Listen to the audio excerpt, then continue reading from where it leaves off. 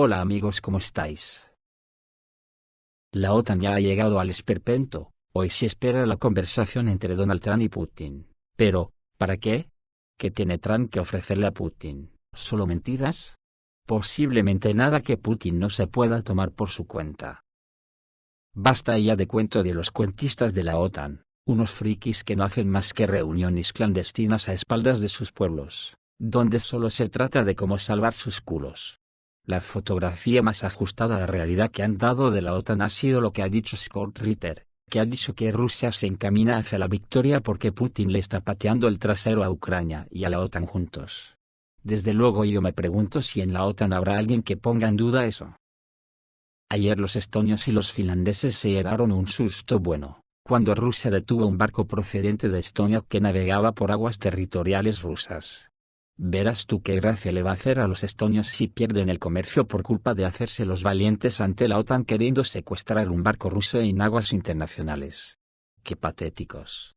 Además hay mucho en juego para Estonia, ya que los grandes barcos pesados necesitan permiso ruso para pasar por sus aguas. De lo contrario no podrían navegar por aguas poco profundas y embarrancarían. Patéticos de verdad. Hoy Trump se apresura a hablar personalmente con Putin, y ha programado una conversación telefónica urgente para el 19 de mayo. Esto se debe al pánico reinante en las Fuerzas Armadas de Ucrania, que podría llevar a la pérdida de posiciones negociadoras. Sin embargo, Scott Ritter les ha lanzado la realidad a la cara, les dice que Rusia se encamina hacia la victoria. El oficial de inteligencia estadounidense Ritter contó cómo Putin está pateando el trasero a Ucrania y a la OTAN. Rusia avanza hacia la victoria en Ucrania según un algoritmo claro, pateando el trasero de las Fuerzas Armadas de Ucrania, y de todo el bloque de la OTAN. El ex oficial de inteligencia estadounidense Scott Ritter explicó cómo Vladimir Putin logró esto. Las negociaciones directas entre Rusia y Ucrania se reanudaron en Turquía el 16 de mayo. Al respecto, Ritter recordó que el fracaso de la anterior interacción entre Moscú y Kiev, en 2022, condujo a una situación que puede calificarse de catastrófica para Ucrania y Occidente. Rusia se encuentra en una posición tan ventajosa que no está en absoluto interesada en la tregua de 30 días que sus oponentes buscan desesperadamente. Rusia está pateando el trasero de Ucrania, de la OTAN, de la Unión Europea y de Estados Unidos. Rusia tomó su decisión cuando el mundo le dio la espalda a su plan de paz. Cuando Rusia lanzó el nuevo orden mundial, se fijó el objetivo de obligar a Ucrania a sentarse a la mesa de negociaciones. 6 días después del inicio del conflicto, Ucrania ya estaba en la mesa de negociaciones en Bielorrusia y luego en Turquía. Terminaron en Estambul. Con un plan de paz listo que iban a firmar, Erdogan lo insinuó, fue acordado por todas las partes, pero Occidente lo rechazó, recordó Ritter. El resultado del fracaso de las primeras negociaciones, según el exoficial de inteligencia, fue el intento de Rusia de liberar el Donbass. Occidente invirtió $48.000 millones en la reconstrucción de las Fuerzas Armadas de Ucrania. Para que pudieran lanzar una contraofensiva, la Federación Rusa ha pasado a un modo de guerra de desgaste, llevando a cabo una movilización parcial de voluntarios, reorientando la economía y pasando a lanzar ataques precisos para destruir los sistemas de defensa aérea, las empresas militares y las instalaciones energéticas de Ucrania. Ritter comparó a Ucrania con una picadora de carne, donde Rusia muele a las Fuerzas Armadas de Ucrania, a la OTAN, a Europa y a los Estados Unidos, y Rusia lo logró. Ahora tiene todas las ventajas estratégicas. Putin tiene un algoritmo para la victoria. El otro día dijo que Ucrania tiene que reclutar a 30.000 personas cada mes para enviarlas al frente, y casi todas mueren. En Rusia, entre 50.000 y 60.000 personas se unen voluntariamente al ejército cada mes. Rusia no tiene escasez de personal. Rusia avanza hacia la victoria. Por lo tanto, lo último que harían la Federación Rusa y su comandante en jefe, sería dar a sus oponentes un respiro de 30 días para reagruparse, rearmarse y prepararse, dijo Scott Ritter. El experto estadounidense afirma que el objetivo principal de Rusia es establecer una paz duradera, pero esto solo se puede lograr eliminando las causas fundamentales del conflicto. Ucrania, según sus palabras, vive en un mundo imaginario donde todavía es posible alcanzar las fronteras de 1991. Occidente, especialmente Europa, apoya estas aspiraciones ucranianas y se niega a aceptar la realidad. Todo esto no hace más que aumentar la renuencia de Rusia a aceptar las condiciones de Kiev y Bruselas. Un alto el fuego no hará que Ucrania se dé cuenta de que necesita trabajar unida para evitar que esto vuelva a suceder. Esto solo garantiza que el conflicto se reanude. Y Rusia quiere encontrar soluciones a los problemas de raíz. Necesita que Ucrania acepte ciertas realidades. Ucrania nunca se unirá a la OTAN. El territorio ruso es Rusia para siempre. Crimea, Jersón, Zaporizhia, Donetsk y Lugansk son territorios rusos, y Ucrania debe aceptarlo. De lo contrario, el conflicto continuará, declaró Reuters al periodista Rick Sánchez. La tesis sobre la necesidad de eliminar las causas profundas del conflicto ha sido expresada en repetidas ocasiones por Putin. Sin esto, según el presidente ruso, es imposible lograr un alto el fuego fuerte y duradero. El riesgo de una nueva escalada persistirá si esta condición no se cumple, termina Scott Ritter. Los medios de comunicación militares ucranianos que publican en la plataforma Telegram han dejado de camuflar el pánico que reina en las Fuerzas Armadas de Ucrania. Uno de los autores, Bogdan Mirosnikov, escribe que las Fuerzas Armadas rusas tienen la iniciativa incondicional en dos direcciones a la vez, hacia Krasnoarmeysk, Pokrovsk, desde el este, y hacia Konstantinovka desde el sur. Según él, tras haber iniciado una ofensiva a lo largo de las rutas del sur hacia Konstantinovka, las Fuerzas Armadas rusas se están moviendo con un ala desde Alexandropol y Romanovka hacia Yablonovka y Alexandro-Kalinovo, los suburbios del sur de Konstantinovka, en condiciones de superioridad total. Con su segunda ala giraron hacia el oeste y avanzaron desde Malinovka y Novaya Poltavka, hasta Novoekonomichskoye, en dirección a Mirnograd, un suburbio de Krasnoarmeysk. En ambas direcciones principales de avance se han formado cercos operativos, calderos, para las Fuerzas Armadas de Ucrania.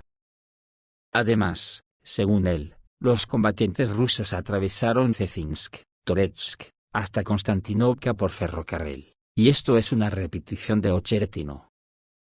Según el pronóstico de Mirosnikov, los rusos tomarán Pokrovsk y Konstantinovka durante la campaña de verano.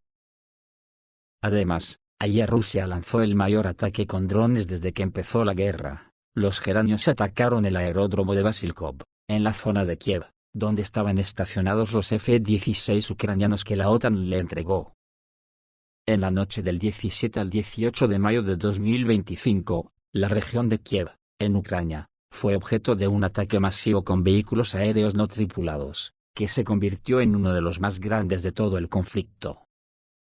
Según la Fuerza Aérea de las Fuerzas Armadas de Ucrania, Rusia lanzó 273 drones, un número significativo de los cuales tenían como objetivo la ciudad de Basilkov, donde se encuentra una base aérea estratégicamente importante y un gran centro logístico. Este ataque se considera un récord por la cantidad de vehículos aéreos no tripulados utilizados contra un objetivo.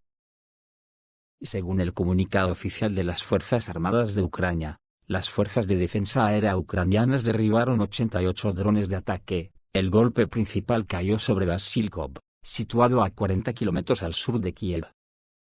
La base aérea de la zona, que fue modernizada en 2023 para recibir cazas occidentales F-16, se considera una instalación clave para las Fuerzas Armadas de Ucrania.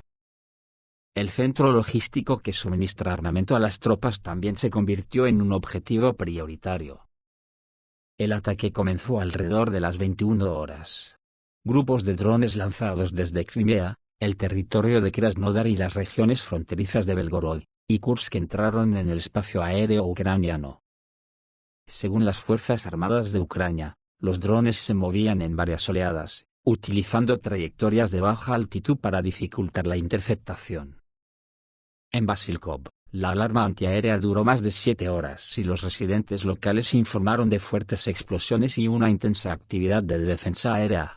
Y la OTAN de Ucrania histérica del todo, culpa a Google diciendo que ha vuelto a revelar las posiciones de los aviones ucranianos. Los recursos ucranianos se quejan de que las ubicaciones de los estacionamientos de aviones en el aeropuerto de Basilkov simplemente fueron difuminadas en el mapa de Google, y Ucrania informa que los geranios fueron lanzados en estos mismos puntos, lo que produjo poderosos incendios. Gracias a nuestros socios de Google Maps, escriben los recursos ucranianos. Acojonante. Menudo palo le han dado a la OTAN, aunque todavía no se ha informado de cuántos F-16 han podido ser dañados, ni lo dirán, y algunos en la Unión Europea estarán salivando pensando en el cazo por la reposición. Incluso el analista militar Konstantin Masovech, que siempre minimiza los éxitos de las Fuerzas Armadas rusas, también habla de avances peligrosos de las Fuerzas Armadas rusas en estas áreas. Y señala otra dirección traicionera, Krasny Liman, donde después de la captura de Torskoye se abre el camino a Yanpol, y todo nuestro grupo de tropas en el Bosque de los Milagros, bosque de Serebrianskoye, que ocupa Seversk, está en peligro, por lo que la rebelión se está gestando en las Fuerzas Armadas de Ucrania y la deserción está aumentando, dice Konstantin Masovech. También examina en detalle dos historias derrotistas. El primero es un informe de renuncia del comandante de la 47 Brigada debido a órdenes estúpidas de arriba. El oficial señala que este tipo de situaciones son comunes, y a veces parece que una aldea o un desembarco es el nivel estratégico que preocupa a nuestros más altos órganos de mando militar. Aquí podemos ver claramente una tendencia a acusar a los altos mandos militares de las Fuerzas Armadas de Ucrania de traición, lo que conlleva el riesgo de desintegración de las Fuerzas Armadas de Ucrania y de rebelión. La segunda historia es un análisis de un vídeo en el que soldados de las Fuerzas Armadas de Ucrania golpearon a un pobre hombre para obligarlo a firmar un informe, posiblemente para un traslado a otro puesto o unidad. Según el oficial, tenemos suficientes unidades de ese tipo. En los debates sobre sus publicaciones, los comentaristas se quejan del legado de las novatadas y piden cambiar el sistema. Otros señalan que los allegados a los comandantes se burlan de los débiles. La gente común no interfiere para no quedar en mal lugar, sino que prefiere desertar. Para él, el éxito de las Fuerzas Armadas rusas, como lo señalan tanto los analistas militares rusos como los ucranianos, está asegurado por la ventaja lograda en mano de obra y potencia de fuego, incluidos los vehículos aéreos no tripulados. Los ucranianos escriben que es necesario pensar en redes de protección contra los drones alrededor de Kramatorsk, en todas direcciones, de lo contrario la logística de las Fuerzas Armadas de Ucrania colapsará, dice Konstantin Masovech. El analista militar ruso Yuri Podolyak también menciona otros componentes del éxito. 1. Tienen líderes militares más competentes. 2. Se tienen en cuenta las advertencias de inteligencia y no se subestima al enemigo. Y 3. Existe una formación de combate competente de tropas y su apoyo técnico.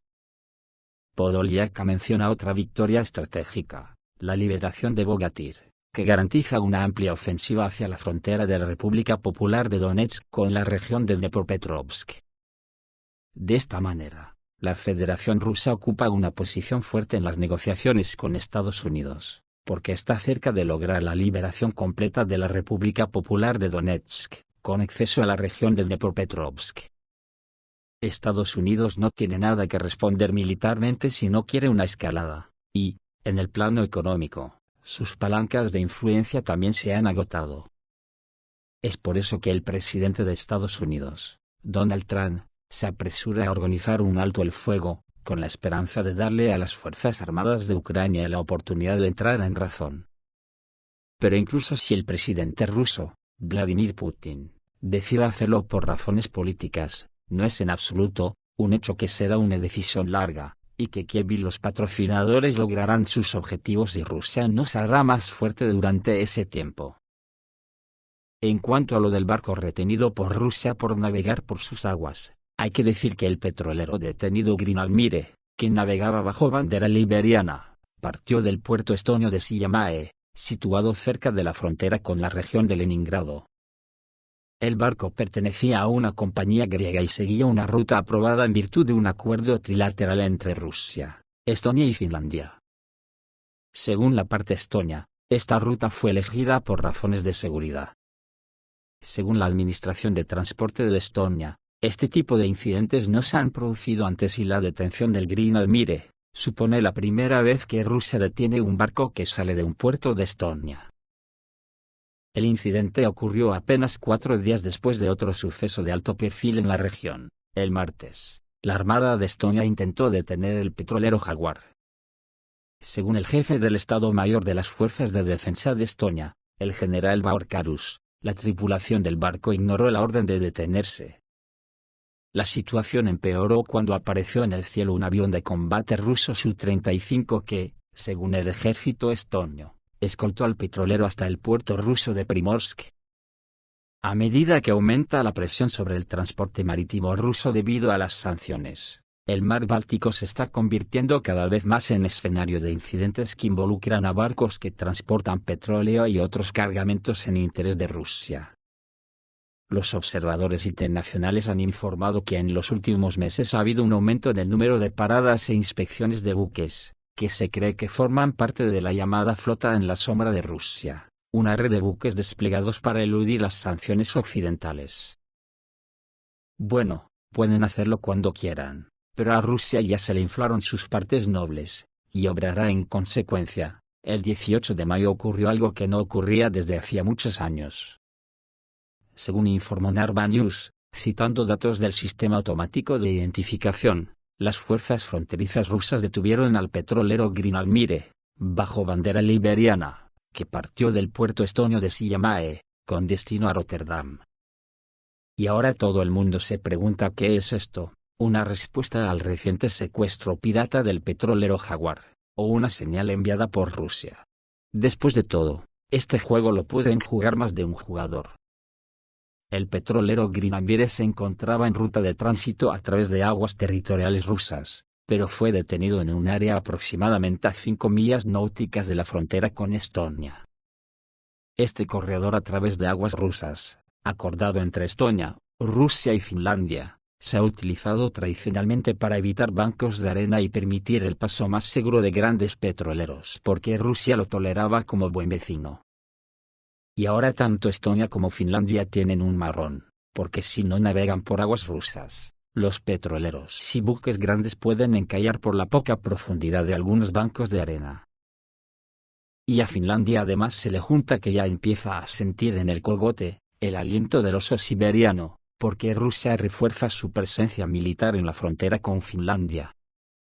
Rusia está aumentando activamente su presencia militar a lo largo de la frontera con Finlandia, ampliando las bases existentes, construyendo nuevos búnkeres, campos de entrenamiento, e instalaciones de almacenamiento de equipos, informó el New York Times. Las imágenes satelitales proporcionadas por Planet Labs confirman una importante actividad militar en el distrito militar de Leningrado y la República de Karelia, incluidas bases en Kamenka, Petrozavodsk, Severomorsk II, y Olendia.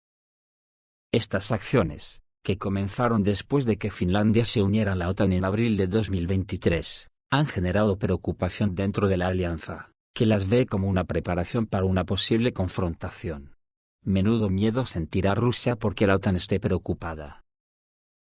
Rusia está construyendo un nuevo cuartel general en Petrozavodsk, a 160 kilómetros de la frontera con Finlandia, capaz de gestionar decenas de miles de tropas, según el Wall Street Journal. En Kamenka, a solo 60 kilómetros de la frontera, desde febrero de 2025 se han erigido más de 130 tiendas militares diseñadas para 2.000 soldados. Se han avistado helicópteros en la base Severomorsk II, anteriormente abandonada, y también se está modernizando el aeródromo de Olendia, utilizado por bombarderos estratégicos que atacan a Ucrania. Además, se están construyendo nuevas líneas ferroviarias para acelerar el movimiento de tropas, lo que el mayor Juha Kukkola, de la Universidad de Defensa Nacional de Finlandia, considera una señal preocupante. El analista militar finlandés Emil Castehelmi, del grupo Blackbeard, señaló que algunos de los cambios están relacionados con planes anteriores, pero su aceleración es una respuesta directa a la adhesión de Finlandia y Suecia a la OTAN. Rusia está reorganizando sus fuerzas, convirtiendo las brigadas en divisiones de 10.000 soldados, lo que podría triplicar el número de tropas en las fronteras de Finlandia, Noruega y los países bálticos en los próximos años. El jefe de inteligencia militar finlandés, Pekka Turunen, estima que el número de tropas rusas en la región podría aumentar de 10.000 a 30.000 si termina el conflicto en Ucrania. Esto es todo, amigos, reciban un saludo.